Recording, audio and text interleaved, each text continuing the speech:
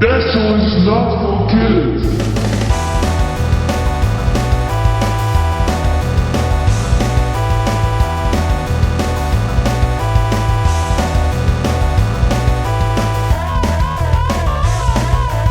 Tom, I watched a movie this weekend. It's called A Walk to Remember. Have you ever heard of it? I feel like I've seen it, but I don't remember it. You feel like you've seen it and you don't remember it. That sounds about right. Walk to Remember. It is a Nicholas Sparks book turned movie with a very Christian angle. I liked him a lot. I liked him in National Treasure. Yeah, he was really good in that one. So sorry, it's a Christian movie? Sort of. That's what's interesting about it, I guess. The main character that we end up caring a lot for is it's a Christian good girl meets the bad guy type thing, and she kind of turns him good. She fixes him. That's the movie. Wait, is she Demi Moore? No. Or is she close? Mandy Moore is the good Christian Rapunzel. girl. Yes. And I have seen this movie. You have. Okay. It's really funny to me that you forgot about it, because here's my 10-second letterbox review. Completely acceptable filmmaking quality, very watchable, 2.5 stars. It's fine. What is crazy to me about this movie is it's rated PG. Because we're out here, we record this podcast, it's explicit, right? This got me going on a rant with Helena about just this censorship movement that seems to be occurring in the United States and maybe elsewhere. Where movies now, it's a PG-13 movie, I feel has a strict cap on the number of times they can say shit. This movie said the word shit 4 times, at least, by my count. And they said hell and damn. Yeah, I thought it was crazy when Mandy Moore just turns to the camera. It's I need to take a huge shit right now. Shit on the floor. Yeah. And then she's but they did it 4 times, I guess they wanted us to feel like the characters were realistic. Right. So they wanted to show them going to the bathroom. It was really believable to me that she grew up religious when she started talking about shitting at length. Without that scene, I feel it's not grounded in anything. Was it you're just a goody two-shoes Christian girl, and then she goes no, I'm not. I say shit all the time. shit. Yeah, it was a whole rant that, and all the shits were just in that one scene. No, it's just real talk. It was just incidentally in there a number of times, which I just found surprising. I mean, I just thought the movie was PG-13 is kind of how warped the perspective has gotten. Because not only that, there were a couple of sex jokes and stuff. And, it's the movie's about teenagers, and there's not super strong violence, but there's a little bit of stuff in there. I'm not saying it should be PG-13. It definitely had PG vibes, but I just feel we either as a society or the Motion Picture Association of America specifically has become so prudish about this stuff that I feel the material now would get bumped up. What you're saying is A Walk to Remember is the Quacks of Quedlinburg of movie ratings. I'm not following that at all. It feels like a weird exception. No. Amongst... I think it's a difference of how far sort of we've regressed in terms of movie ratings. I think it's a problem. It's more I'm trying to tie this into board games, and I'm really having a hard time. It's how Reiner Knizia, would be an automatic 8.x on Board Gamer Geek, and nowadays people feel so for granted that he's a 7. You know what I mean? On average, all of his games. I still don't understand the point you're making, but I think we should move along. All right, well, I can't tell if you're... Okay, wait. Are you saying that we need to be more strict about ratings or less strict? Oh, yeah. Okay. So cut all that shit out. The real issue, I think I'm so confused. That's plaguing cinema is that we used to be a society that would see teenage characters saying words like shit, damn, and hell, and we'd be you know what? Parental guidance suggested. That's it. And then now we're parental guidance. Now that same movie could come out. It came out in 2002. That same movie could come out today, and it would be PG-13. They'd be saying parental guidance for anyone under the age of 13 or whatever. You know what I mean? I don't know enough about it, and I don't care. You kind of sound like you can't make any type of joke these days without getting canceled. That is how it sounds. Okay, so hear me out. This is the point I made to Helena about this. Is like, we used to have sex in movies, and it was very like heteronormative, right? I feel like at a PG-13 level, if you go and watch the original Pirates trilogy, there's like a lot of like sexiness. They're not, skeletons are just grinding like all the time. They're not like fucking all the time like it's Game of Thrones, but it's just sort of like, it's a PG-13 trilogy, and there's just a lot of like sexiness, like, right? But it's super hetero. Okay, so then we started like making movies where it was like we wanted to have gay characters or whatever. And then we also just made every character, all characters, hetero or not, like devoid of sexuality. This is like, I feel like this is genuinely is a phenomenon. If you go and like watch a PG-13 movie now. Rated R for gay. No, literally, that literally. Like it doesn't even have any sort of romance in it. There's just a gay character. It's like rated R for gay. Yes, there's a whole documentary about this. I'm not even kidding. Like, it's still even today. No, I think. Yeah. And I was talking about this with Helena. It's like, even a movie, like if a movie were to depict today, even sort of like characters having consensual sex, the fact that the characters are like talking about like using a condom or consent, I think wouldn't bump it to R almost. That the scene would either have to get cut or something else in order for them to get the PG-13.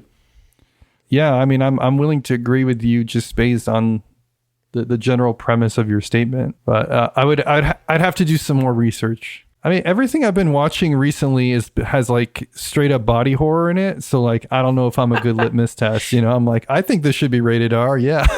What's that movie called that has like a giant snake? It's like a horror movie. James and the Giant Peach. What? What the fuck is like the giant snake that like lives in the water and like it kills people? Anaconda, thank you. So the movie Anaconda, you've heard of it? I mean, clearly. What about it? Isn't it PG-13? It's PG-13, and it came out in 1997.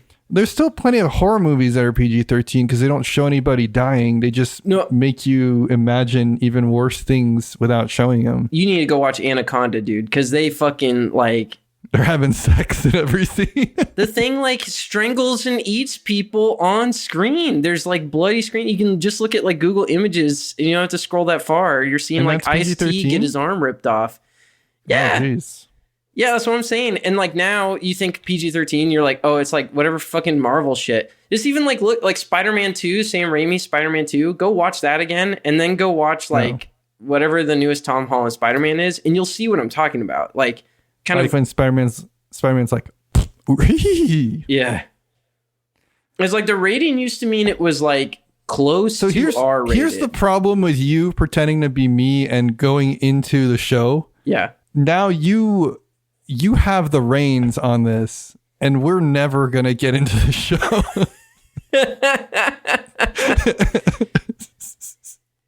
We're just going to talk about PG-13 for like 4 hours. I don't know why I felt the need to bring this onto our show, because it's just like, this is my platform. It's my one opportunity to rant. My name is Kenny Katayama, and I stand by this statement.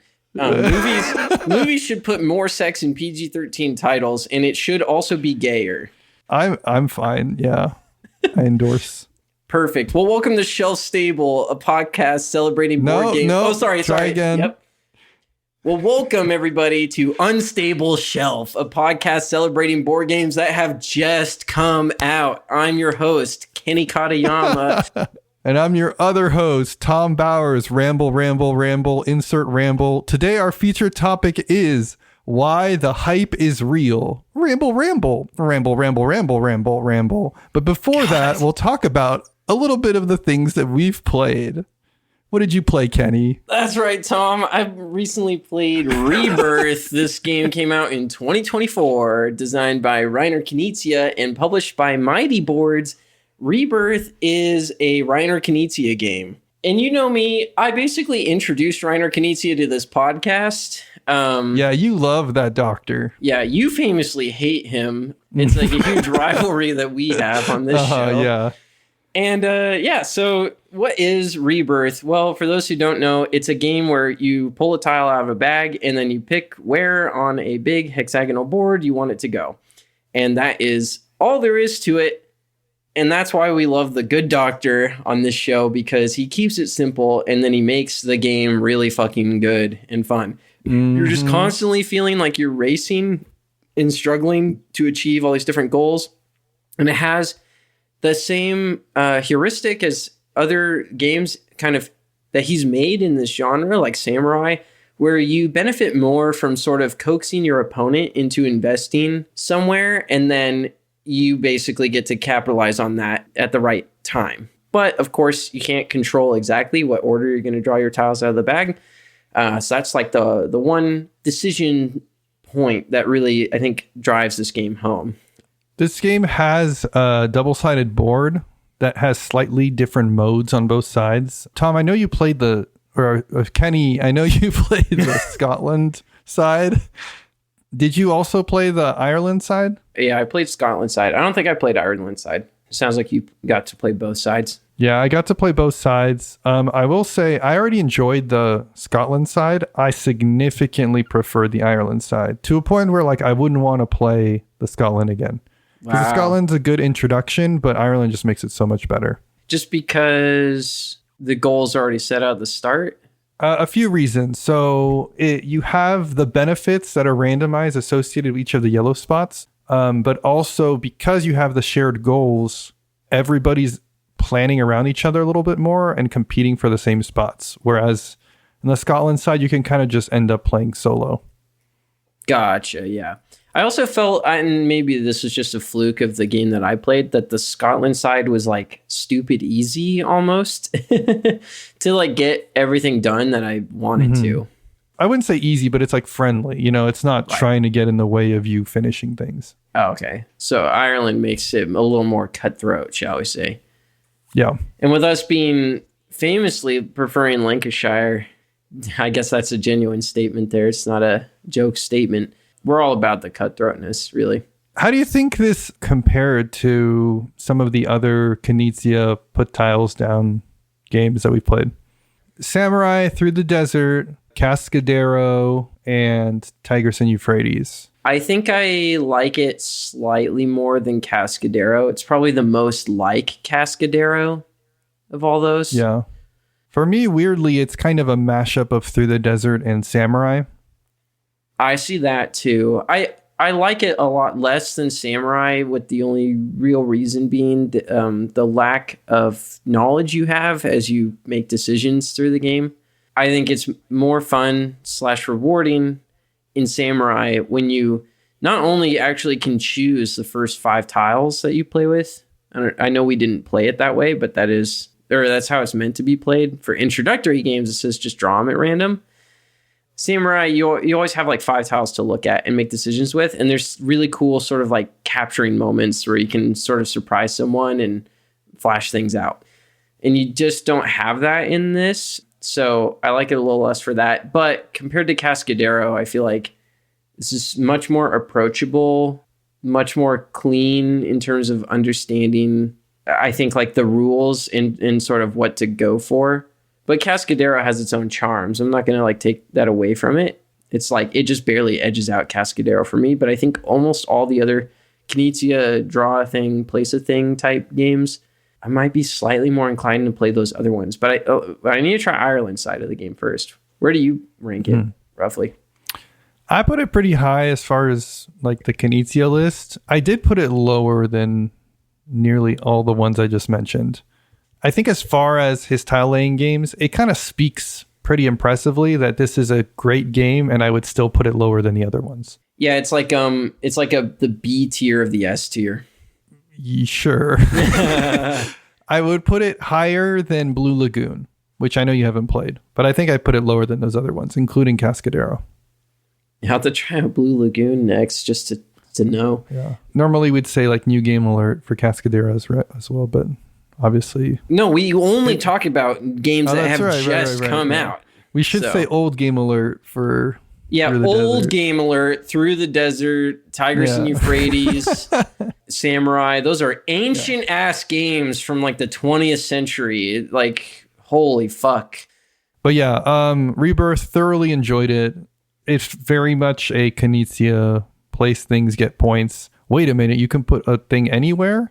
And then you got to think out and figure out. And it's very reactionary. It's very involved. It's great. Recommend. 2 thumbs up. That was Rebirth from 2024.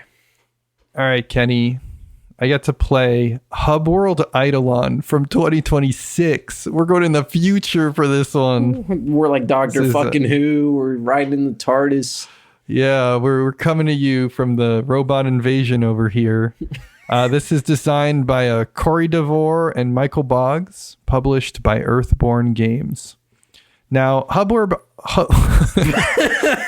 That's standing. Hubworld Aidalon is it's a spiritual successor to Netrunner. Basically, the Hubworld team was working on creating a Netrunner-like, and then they reconnected with previous FFG designers, and one of them, Kory, was basically, oh, hey, I've been working on a Netrunner like myself. And it just seemed like the stars aligned. They got really inspired, put together what is functionally a different game, but very much has the spirit, has the essence of Netrunner. Old Game Alert, Netrunner, 1997, by the way. Yeah, the exciting thing about this, other than people who worked on Android Netrunner being involved, is that as of this podcast, you can still order on Team Covenant's website the introductory preview decks for free. You do one order, it comes with 2 decks. Absolutely free. You just pay shipping. Yeah, you still have to pay shipping because, I mean, come on. But the decks themselves, $0. So we got our copies. We've played a number of games now, and it's good. It's good. I mean, is it as good as Netrunner? Jury's out. We're going to have to see the whole card pool. But does it feel nostalgic? Is it like, oh my goodness, we're doing this. We're playing a game that has the spirit of Netrunner? Hell yes. Yeah. Tom or Kenny, what were your thoughts on this? I like how bad you are at it. This evokes Netrunner and the best of Netrunner, I would say. And then it simplifies it greatly.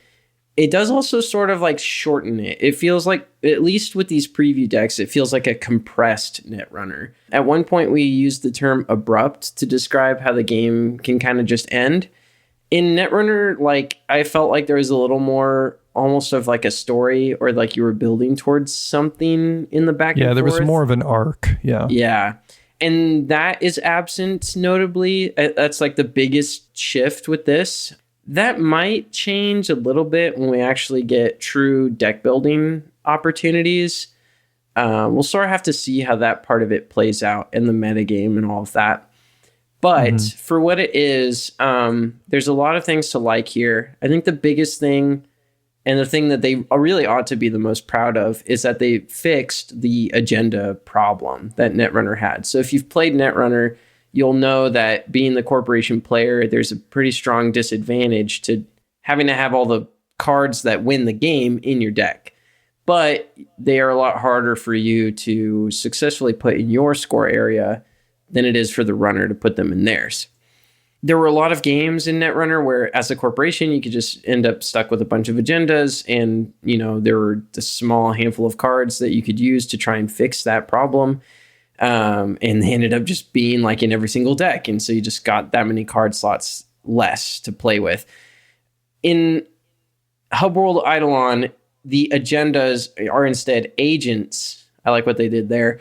And the agent cards are probably at their strongest when they are played out on the table. In Netrunner, the agendas were at their strongest in the deck, and if they had protective abilities. But the interesting thing with the agents is that they don't protect themselves by default, so being in the deck or in your hand is almost a bit of a disadvantage. Actually putting them out on the board and turning them face up, basically turns all their defenses on, and they just get a lot stronger. Plus, some of the best agents have really good activated abilities. And I suspect that the metagame will evolve around the best agents that have the most relevant abilities and the best stats that protect themselves, right? Or at least that's how it's felt with these previews.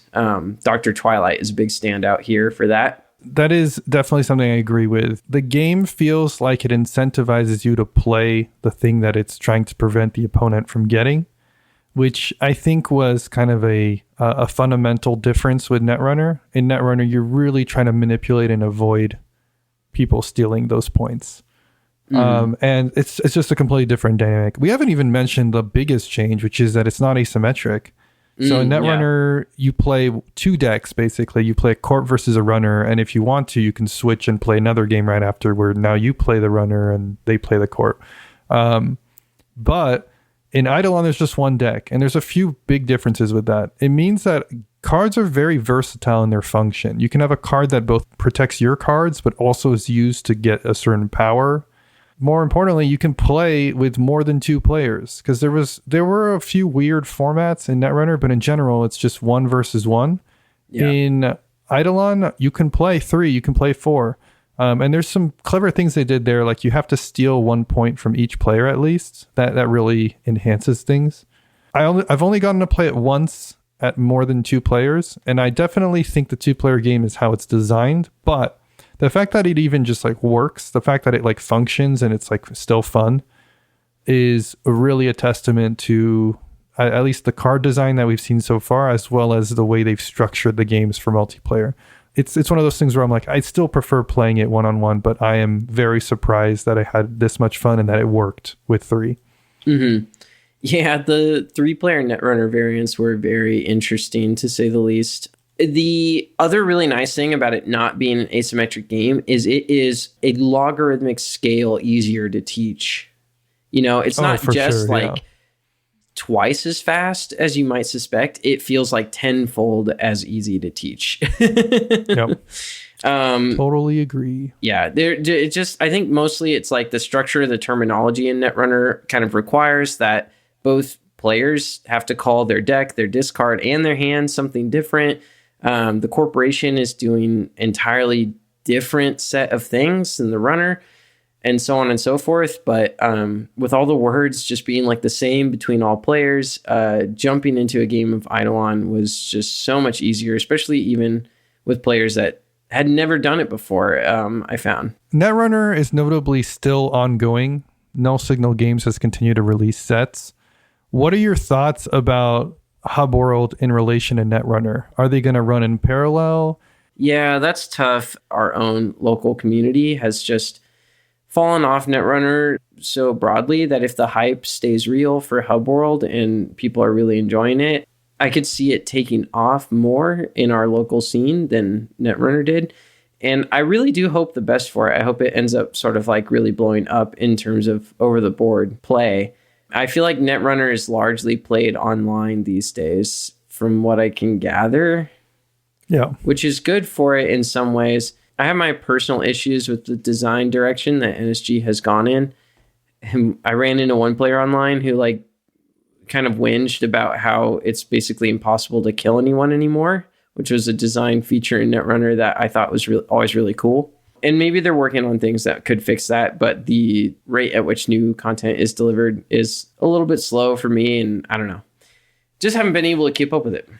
Yeah, we need to go and play more, but in a vacuum, I obviously still have more emotional investment in Netrunner, even with the new content, but I could see Hubworld being something that I spend many, many hours playing and get really passionate about. If it's as good as these preview decks are making it out to be, and if we have the support community-wise, like people in our local area are playing it pretty regularly, the dream for me is that Hubworld takes off and not only gets really popular and has like a growing community, but also gets renewed interest from people who were maybe intimidated by Netrunner, so that the Netrunner release cycle and the Aidalon cycle are staggered. And even though we only get a new set of cards every half year, we're really getting cards for Eidalon one quarter, cards for Netrunner the next quarter. and we alternate between the two games in said community, and that community just like blows up. That'd be the dream for me. I'm like, por qué lo nos dos, you know, like why not just have both and enjoy basically two mediums for approaching a similar type of game. I don't think that's going to happen, but you know, you can always dream. Yeah, I do think there will be a sense in which like Hubworld brings people into like the Hubworld community, and then a lot of people, you know, are going to be from the old guard like ourselves, and they'll be like, oh, I remember when this game was called Android Netrunner, and then they'll be like, Android Netrunner, what's that? And then we'll be like, let me tell you, Sonny. You know, Heath, you had to play a card that lets you just give 4 heat on commons in one turn. Wow, that sounds crazy and broken. It was. That was Hubworld. I'm going to get it at some point. That was Hubworld Aidalon from 2026. Okay, Tom. Well, that was cool or whatever, but I'm going to talk about The Gang, another game from 2024. You know it. We only talk about new games on this podcast. It's designed by John Cooper and Cory Heath, published by Kosmos. Rest in peace. Oh, rest in peace. To Kory? To Cory Heath, yeah.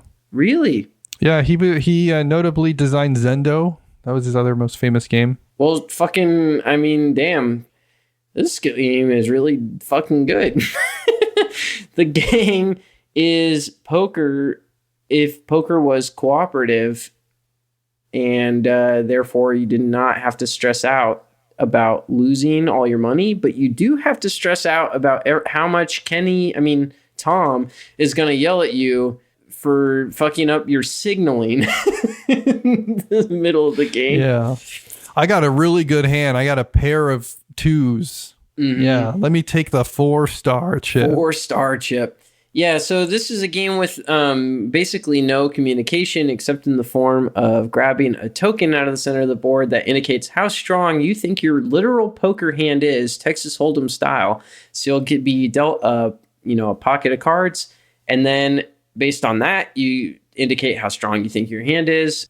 We go to the flop, into the turn, into the river, and in each phase, again, the tokens are grabbed at. So what makes this kind of interesting is like if you have, the potential for a straight, when you're initially dealt those cards, say it's like a 6-7 offsuit, you'll take like the 1-star chip. And then like 9-10 come out on the flop with like an ace or something. You'll be like, oh, frick, And you might reach for the 4-star thinking like I could hit a straight, but it's not quite there. So then someone else will be like, no, I'm grabbing the 4-star.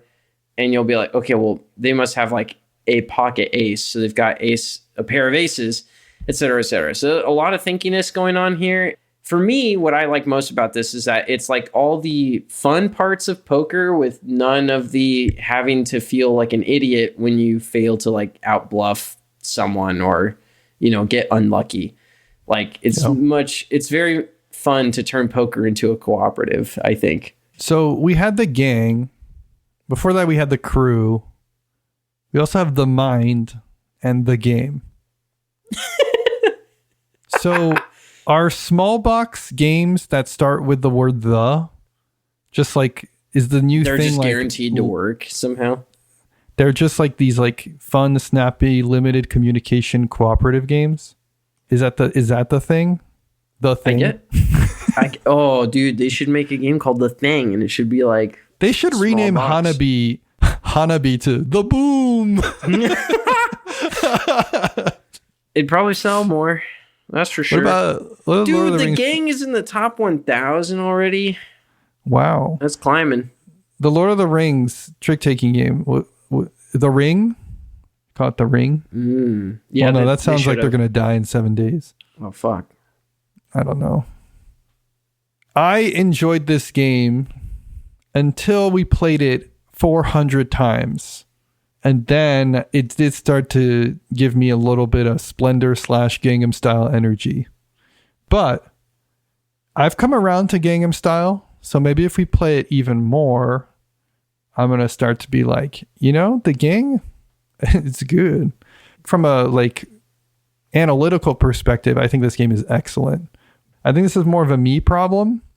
when y'all get super excited about a game and want to play it a bunch, I'm like instantly out. I don't know if it's the hipster in me or just the fact that I just the fact that I like playing all kinds of different games versus playing the same game over and over. I know it's like a problem. This is not a quality of mine. Yeah. But like, I was just instantly like, can we play something else? You know?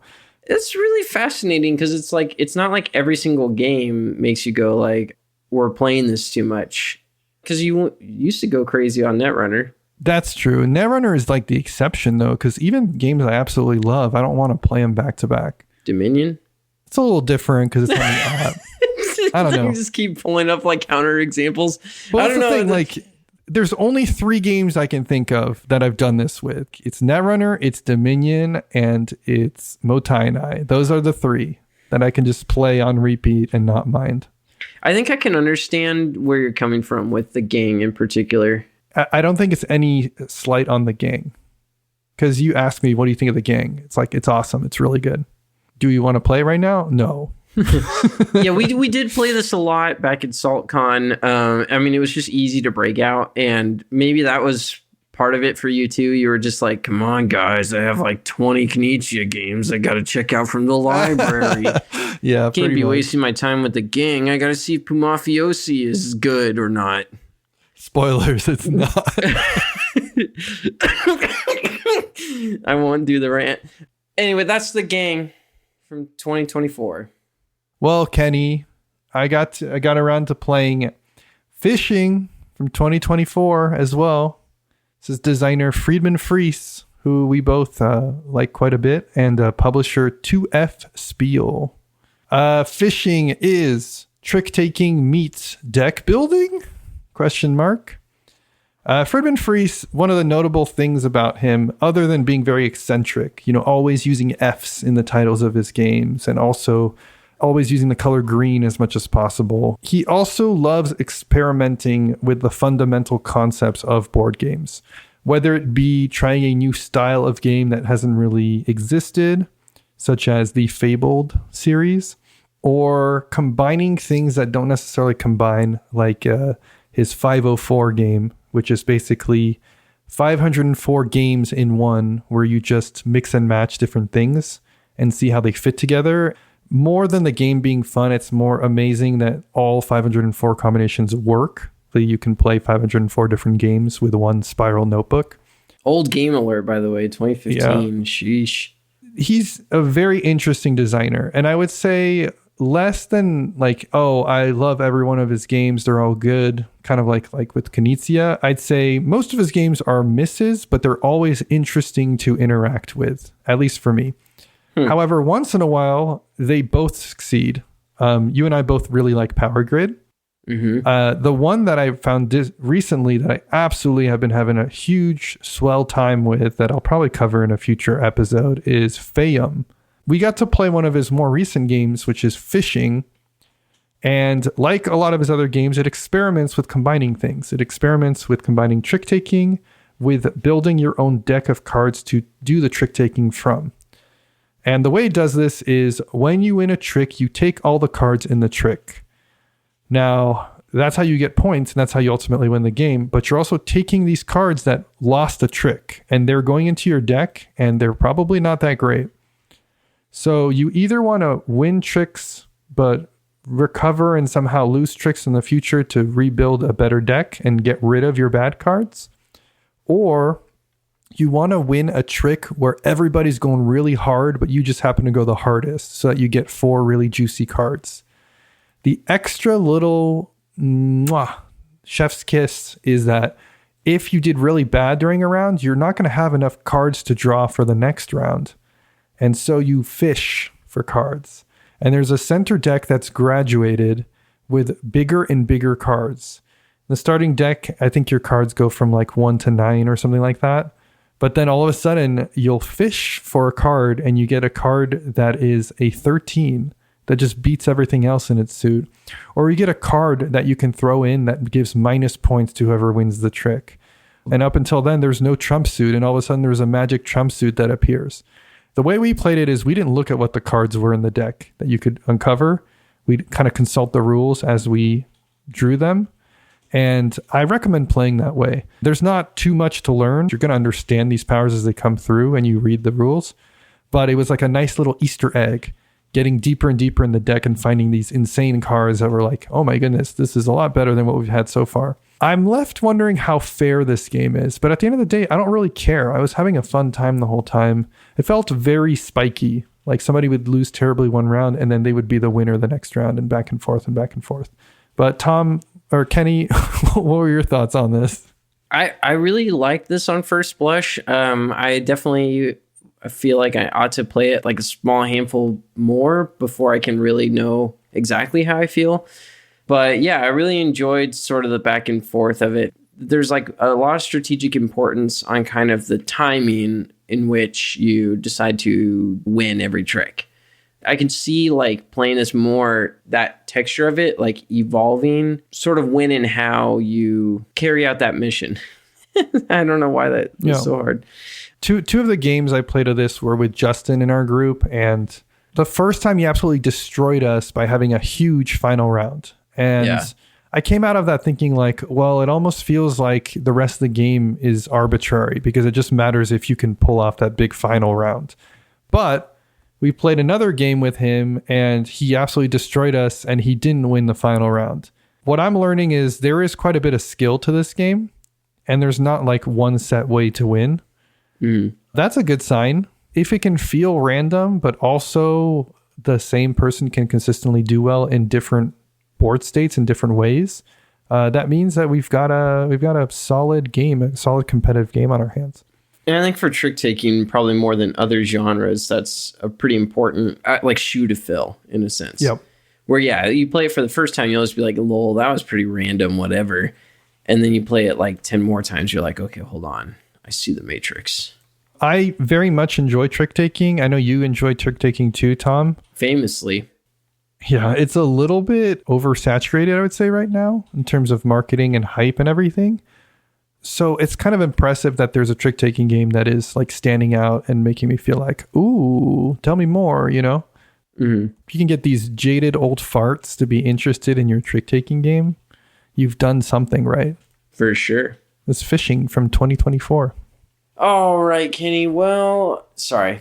All right, Tom. Well, enough of that bullshit, enough of that good stuff, whatever the epic content was that we were just talking about. It's time to get into the real chips and dip of the episode. That's right. We keep it short around here. We like to just jump right into the main topic after we finished talking about games we've played, so we don't keep our listeners waiting, because this is the part of the episode they probably care the least about, the part that they really don't put any thought or weight into. And so we'll just try and like wrap it up and like not ramble at all. Main topic of the week: why the hype is real. Okay, yes. This is why you should be getting in on whatever the latest trends are in board gaming. If it's a new game, you need to play it. You need to travel far and wide to get your hands on the new hotness. Spend a lot of money on Kickstarter. No amount is too much, etc., etc. Why, Kenny, should people be behaving this way? Sorry. Well, yeah, why? Why should people behave that way, Tom? Tell me. Well, we have a number of reasons here. We were doing some soul searching and we were trying to understand. And I think at the end of the day, the biggest reason is that old games suck. We can both agree, right? Like the games are getting better and better as we progress. And they're just dated. There's no good stuff out there. I think like games did not start getting good until almost exactly 2021. You know, it was like we needed the pandemic in order to make like good board games start happening. We need the pandemic. Everything pre-pandemic is just pure ass. We also needed 3 crowdfunding websites because when it was Kickstarter, it was like, it was okay. It was already like, ooh, okay, I see something here. Especially as the prices started going up. But when they added GameFound and they added Game Alert and they added what is it? Game Fund? Game Fund, and they added GameBuyer.com and Amazon, that's when things really kicked off. Because then at that point, the publishers were like, oh, we can make money out of this. Let's start making some good games. So I think that's part of the reason that games got better. Right. Another one I have here is games used to be cardboard, and cardboard is just really kind of uncomfortable to feel. Now we got all this plastic. We got all these deluxeified components, and I can finally play this garbage because I don't have to look at it and want to throw up every time I'm playing it. Mm-hmm. Do you remember when we had to play Quacks and it was cardboard chits in a bag? Like, how did we even live? Yeah, famously, I talk about this a lot. I'm like, games like need pretty much every component upgraded before I'll even really start to look at it. Essentially, if you're not playing with like metal coins or, clay, what's the term called? It's like what's the term? Damn, it's like clay stamped. Pots? No. Like for poker chips. What's it called? Where it's like slugged? Iron clays? No, whatever. If you're not playing with Roxley iron clays specifically, it's funny because the only two examples are ones that we actually agree with. Like the quacks bits are like a huge improvement, and the iron clays are great. Those are the only examples you can come up with. I'll tell you this: Terraforming Mars without the 3D pieces, dog shit. Pile of crap. Throw it in the trash. Yeah. And first player tokens? Like, how do I know who's first required. player? How am I going to know who's first player? You need a hand-carved wooden token to indicate who the first player is, or I'm going to get fucking confused. I literally can't tell who, like, the first player of a game is unless there is a hand-carved wooden token statuette in front of you. I'm going to lose my mind if I don't see that thing. I was playing Veil of Eternity and I was like, who's the first player? And then I was like, oh, thank goodness. There's a big wooden token to show first player. But then I had a second heart attack because I was like, how am I going to make this Instagrammable? And then they were like, don't worry, we got you. We have this giant standee of a Pokemon that represents God in this universe, and it doesn't do anything to the game, and it's not even the first player token, although it looks like a first player token because we already gave you that wooden first player token. So this literally just sits in the middle of the board to obfuscate the cards on the other side of it so that you can take a nice Instagram picture of the game to retweet it. And I was like, oh. And so Crisis finally, Averted, I was able to take my Instagram pic. Finally thinking about the content creators with these fucking games, dude. Like, that's it's so my hard. Thinking. Yeah. It's like, how are we as content creators, Kenny, gonna push cardboard if all they're trying to do are make fun games as opposed to making marketable, Instagrammable games? Yeah, like literally if I can't take a good picture of it out on the table that is just instantly going to get, or like, I really need people to be scrolling on Instagram and they see my reel. They won't have the sound on. So I need that sort of visual cue to like indicate to them, like, this is more than just a fucking board game. This is not some boring ass game with like wooden flat or not even wood, cardboard flat ass tokens. Who gives a fuck shit? This has like a toy like in the middle of it. Yeah. And like bam, look at this. It's like a posable action figure or some shit. Like it goes crazy. You wouldn't believe. And that's the reason I play board games, is to get people to watch my Instagram reels. Now, there are people that have messaged us on our socials on TikTok and X. Holy fuck. Did they message us on Truth Social too, or what? Yeah. They messaged us on Truth Social. They said there are these podcasters, they're total assholes, who happen to be named Kenny and Tom. Interesting. Crazy coincidence. I know. But they have said in the past that a lot of these games could be a lot more affordable and more sustainable for the environment if they didn't have all these additional components. What do you say to that, Kenny?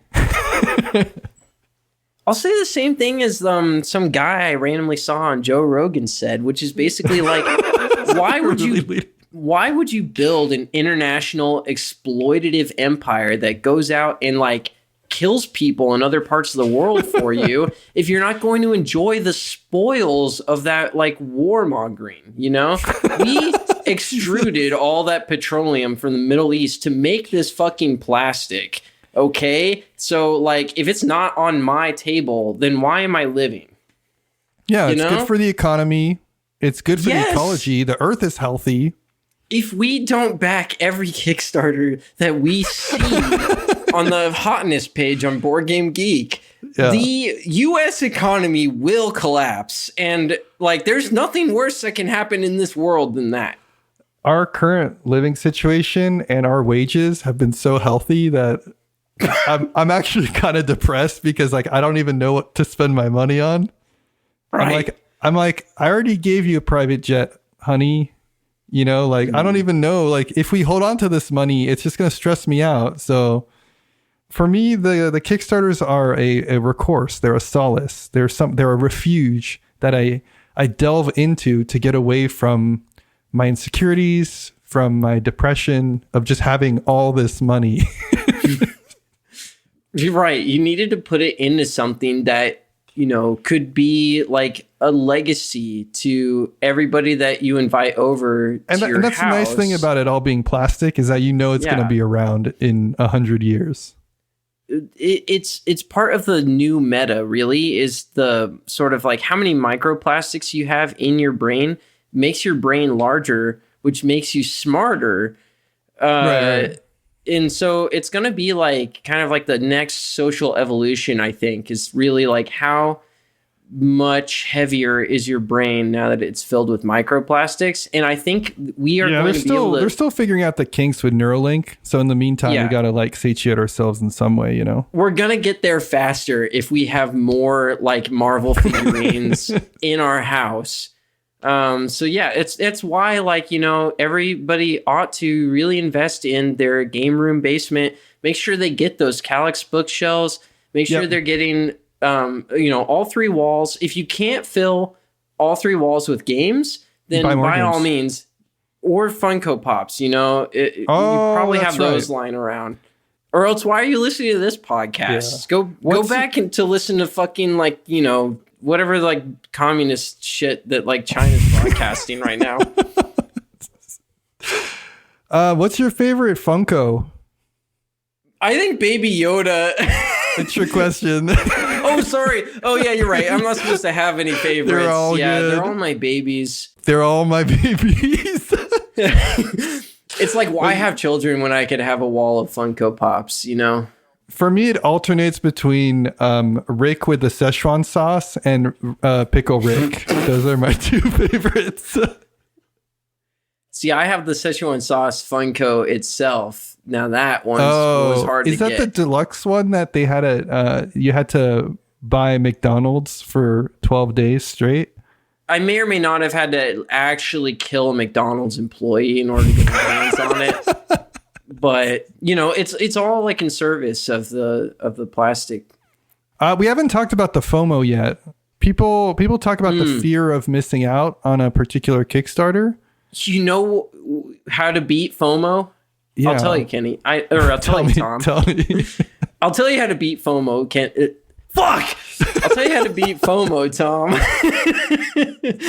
And that is, don't miss out. Just experience all of it. It's you can't be afraid if you don't miss it. Look, you know, if you're going out and like voting for someone or something, like skip that. I'm trying to think of like whatever the opposite of buying like a coffee would be. Almost like where it's like we would want people to be consumerist in this world. I need a world build here. We want people to be consumerist. So the opposite of that would be like baking bread, I guess. Okay. Yeah, I got it. Hold on. Put down the sourdough starter or whatever the fuck you were doing to like try and, you know, grow your own bread or whatever shit. And just like go play more brand new games, back more brand new Kickstarters. For every sourdough starter that you have made, you know, I've played like 20 games. Okay. If you're feeding your sourdough starter every week, I'm playing 3 more games than you every week, and I'm backing 3 more Kickstarters, right? And so that's how you don't miss out. It's like, stop doing slow shit that just wastes your time. It takes like forever to invest your time and energy into, and like leads to anything that might be like fulfilling or interesting in your life. Get the newest game. Just go to the store and get it. Just play it at the store too. You know, open it right there.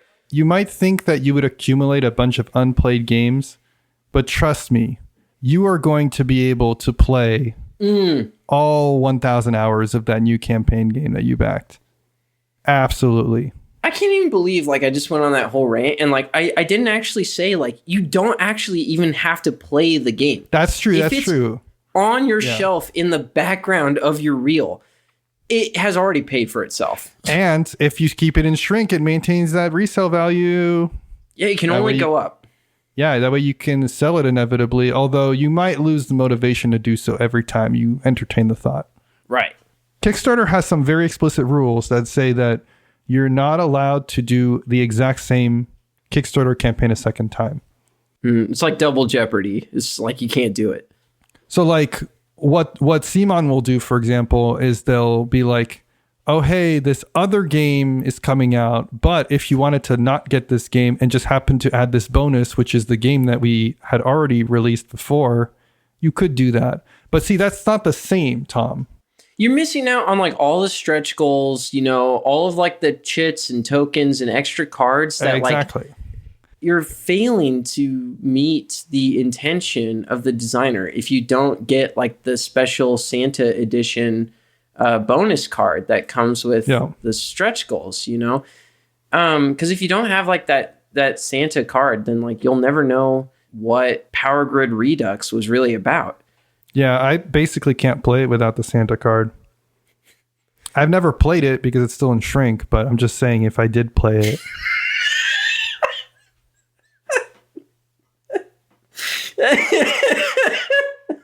I'm just glad that as reviewers, Kenny, we can just talk about games without actually having played them and just push them so that other people will buy them. Yeah. Because I really feel uncomfortable taking the shrink off of all of this. Yeah, you know, it hurts me too when I have to like pull the shrink away, but I tell myself it's, you know, at the end of the day, it's worth it because it gets the views. It puts the game out on the table so that I can actually film it for the reel. And, you know, it ends up kind of paying itself back. It's also why I like always back every Kickstarter twice. One, to keep the game in shrink, and the other one to open it just to learn how to play it long enough that I can explain it on Instagram Reels. They call that the 1-2 shrinkaroo. Yeah, and then I have to sell it as, you know, essentially brand new for more than I paid for it, of course, because I'm not going to waste my time not making money. Yeah. Have we yapped long enough? Yeah, I think that's going to do it for this week's podcast. So, April Fools, everybody. We got you. We got you. We got them. If you fucking survived this episode, my hats off, rats off to you. I just want to say everything we said about the brand new board games in the games we played this week. We do actually. That was really real. Like them, yeah. We really enjoyed all of those games. We're Check using them out. this as an excuse to talk about new games, but games we played, real, main topic. No. hopefully you could tell that was all sarcasm. We don't have a Truth Social account and we never will. But we just thought we'd just imagine ourselves in an alternate universe where this was the show where we just talked about nothing but new stuff. And so you got a little taste of that. Those will be the only 4 games that we talk about at all for the entire rest of the year that came out within the last year. I'm also going to give a couple shout outs here. I want to say thank you to Bone Your Mom for letting us use their song Tor as our opening theme. And I also want to give an actual shout out to Bonehouse for letting us use the song Riot the original song. Yeah. If you're loving the cast, share with a friend or on Reddit or on BGG or on Truth Social. It's the best thing you can do to help us grow. If you would like to reach out to us directly, send us an email at shelfstablecast@gmail.com. All of this and more available in the show notes. Imagine this show being the thing that like deplatforms someone's racist cousin. because they actually like put it out on Truth Social somehow. Next week, we're going to travel to another dimension, a world where we only talk about games that have stood the test of time and are from at least 5 years ago or older. Weird to think. Yeah, this is all hypothetical. Anyway, I think that's going to be it for next week. We'll see y'all then. bye.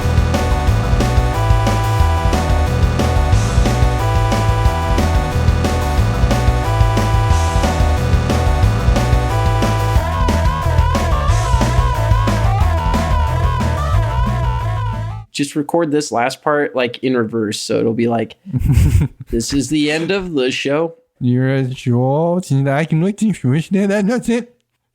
Somebody's gonna try to reverse that. It's not gonna do anything.